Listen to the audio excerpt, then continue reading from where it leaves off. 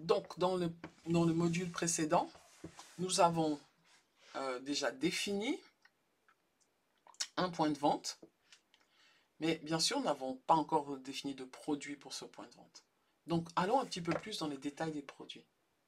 Pour ça, je vais sous point de vente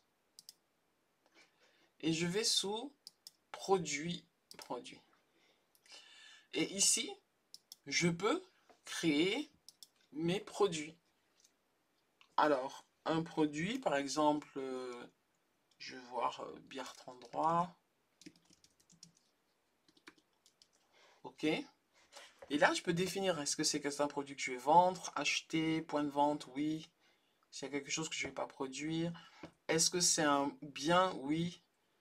Suivre l'inventaire? Oui, je veux suivre l'inventaire. Et après, j'ai le prix de vente. Ici, 1000. Alors ça, c'est par unité. D'accord? Ça, c'est par unité. Si je veux une autre unité de mesure, je peux choisir ici. Recherche avancée. Et puis choisir une autre unité de mesure. D'accord? Mais là, pour moi, l'unité, c'est parfait. Alors, le taux de vente, ça vient en automatique. Le coût, si je connais le coût, ben, je le saisis aussi. Disons 500. Les taxes d'achat, c'est bon. La catégorie, maintenant. Alors, les catégories que nous avons ici, je peux les sélectionner. Et si je vais ici dans ce qu'on appelle le lien interne, en cliquant ici dans le lien interne, je vois que j'ai beaucoup d'informations concernant la catégorie.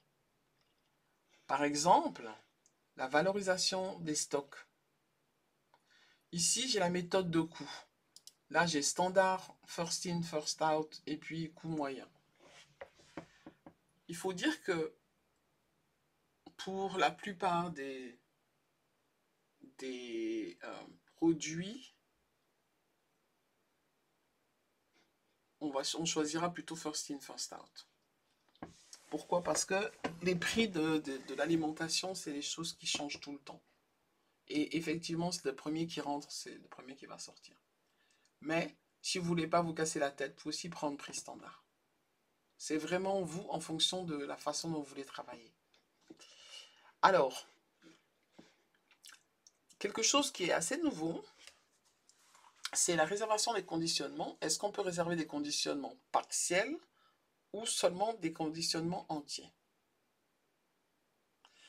Ça veut dire quoi? Ça veut dire que, par exemple, est-ce que j'accepte de recevoir une bouteille, 13 bouteilles, 14 bouteilles, ou je dis que je veux toujours que ce soit un casier?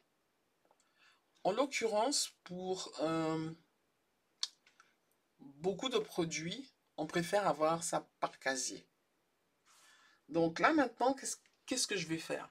Vous voyez que ma catégorie POS, je ne peux pas définir deux choses. Alors moi, ce que je vais faire, c'est que je vais créer une nouvelle catégorie. Je vais dire boisson en bouteille. D'accord? Et la catégorie parente, je vais mettre le POS. Et là-dessus, je vais lui dire réserver uniquement les conditionnements entiers. Voyez? Pourquoi? Parce que pour eux, je veux juste avoir des casiers. C'est très énervant d'avoir des demi-casiers, des quarts de casier, des choses comme ça. Ok. Donc là, par exemple, ma bière, je contrôle ici. Je le mets, c'est une boisson en bouteille. Donc là, il faudra que je gère les casiers. Mais où est-ce que je vais gérer ces casiers? Je vais aller sur inventaire et je vais rajouter le conditionnement. Donc ici, je vais mettre casier, quantité du casier, 12 bouteilles, 12 unités. D'accord? Retournons aux informations générales. J'ai la possibilité de mettre des références, de mettre une référence. C'est généralement beaucoup de produits qui sont achetés, qui ont des noms standards, donc beaucoup de boissons qui ont des noms standards. Donc moi, j'utilise un petit peu moins la référence dans le cas de restaurant. Mais il se peut que vous ayez des codes barres sur vos boissons. suivant le pays dans lequel vous êtes, vous pouvez avoir des codes barres. Si jamais vous avez des codes barres, c'est très pratique, vous le mettez ici. Vous pouvez aussi mettre des notes internes avec plus d'informations.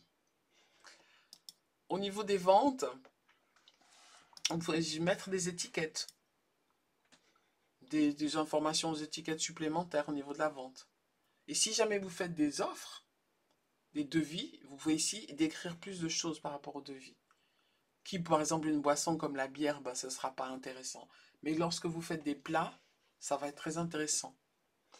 Maintenant, au niveau du point de vente, bon, à peser avec une balance, c'est si vous êtes, par exemple, dans le mode buffet au poids, vous pourrez utiliser ça. Mais nous, on n'est pas dans un mode buffet au poids. Et là, maintenant, vient la chose la plus importante. Catégorie. Ça, c'est ce qu'on appelle la catégorie du point de vente.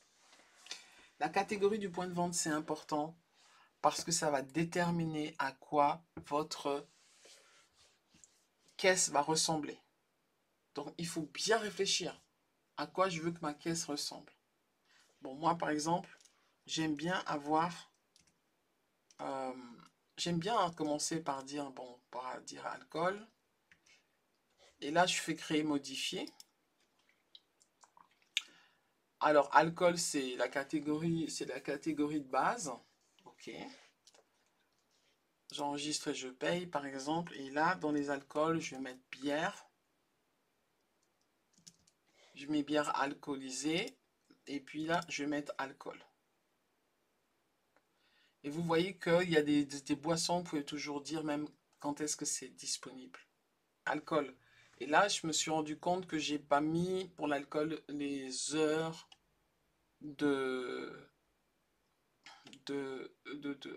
d'autorisation. Donc, ce que je vais faire, c'est que je vais déjà sauvegarder mon document. Je vais juste aller ici dans configuration, catégorie du point de vente. Je clique de nouveau sur alcool.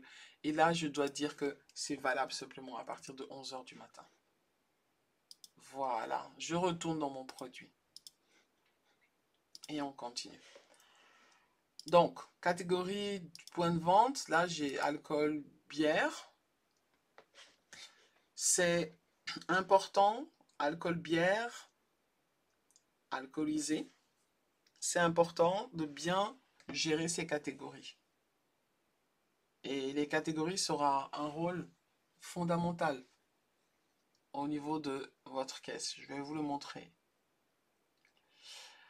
Alors, disponible en commande autonome, oui, c'est disponible en commande autonome. Ici, on peut faire une description. Pour les bières, il n'y aura pas tellement besoin de description. Mais pour d'autres produits, on pourra faire des descriptions plus détaillées. Maintenant, au niveau des achats, ici, unité d'achat, ce sont les unités. Et vous voyez qu'il n'y a pas d'autres informations pour les achats. Pourquoi? Parce qu'on est sur la version gratuite. Et dans cette version gratuite, on n'a pas plus d'informations que ça. C'est-à-dire que le module achat, il ne fait pas partie de la version gratuite. Je vous montrerai quand même comment faire les achats, comment préparer vos achats. Mais il faut savoir que si vous voulez aller plus loin, être plus efficace, il faudra passer par le module payant. Alors, vous avez maintenant l'inventaire. Alors, l'inventaire, ça peut être intéressant. Vous pouvez mettre les délais de livraison aux clients, ça on n'en a pas besoin. Vous pouvez mettre le poids, le volume. Je ne sais pas si vous en avez vraiment besoin dans le cas de la plupart des choses, mais ça peut être intéressant. On avait déjà mis le conditionnement, donc le conditionnement apparaît ici. Et vous pouvez aussi rajouter des descriptions de toutes sortes, de tout genre. Alors ici, vous voyez, c'est marqué route.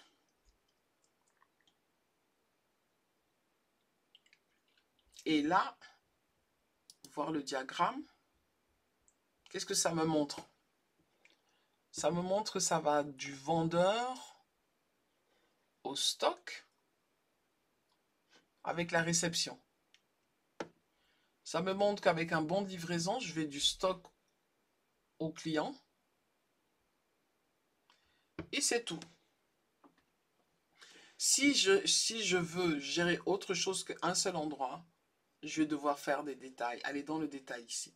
Mais moi, je conseille toujours de commencer avec le truc le plus simple et au fur et à mesure d'améliorer.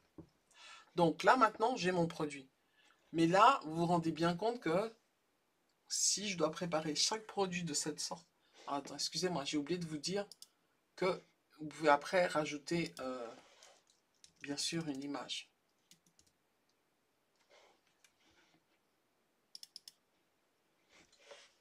Cette image, elle apparaîtra.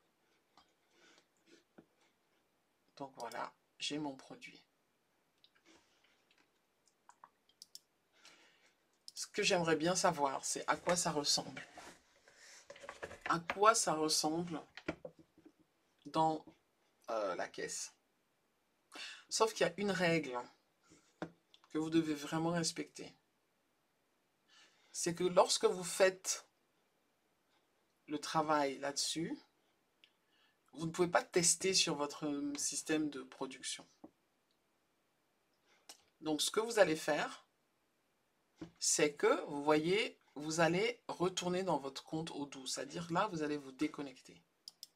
Dans la prochaine leçon, vous allez apprendre comment créer une base de données de test et comment tester votre restaurant. À tout de suite!